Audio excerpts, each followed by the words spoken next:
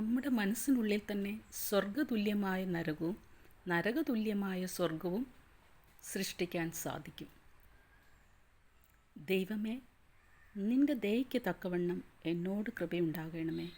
നിൻ്റെ കരുണയുടെ ബഹുത്വപ്രകാരം എൻ്റെ ലംഘനങ്ങളെ മായ്ച്ചു കളയണമേ. എന്നെ നന്നായി കഴുകി എൻ്റെ അകൃത്യം പോക്കണമേ.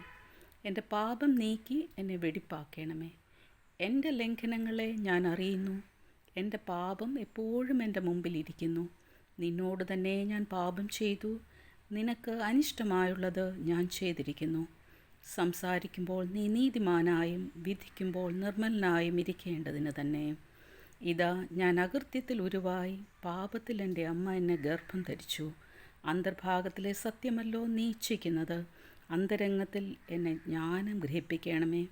ഞാൻ നിർമ്മലനാകേണ്ടതിന് ഈ സോപ്പ് കൊണ്ട് എന്നെ ശുദ്ധീകരിക്കണമേ. ഞാൻ ഹിമത്തേക്കാൾ വെളുക്കേണ്ടതിന് എന്നെ കഴുകണമേ. സന്തോഷവും ആനന്ദവും എന്നെ കേൾക്കുമാറാകണമേ. നമുക്കിടയിലുള്ള ഒരാളുടെ കണ്ണുനീർ തുടയ്ക്കുവാൻ നമുക്ക് ഇന്നായാൽ അത് സന്തോഷവും ആനന്ദവും പ്രദാനം ചെയ്യുന്നു.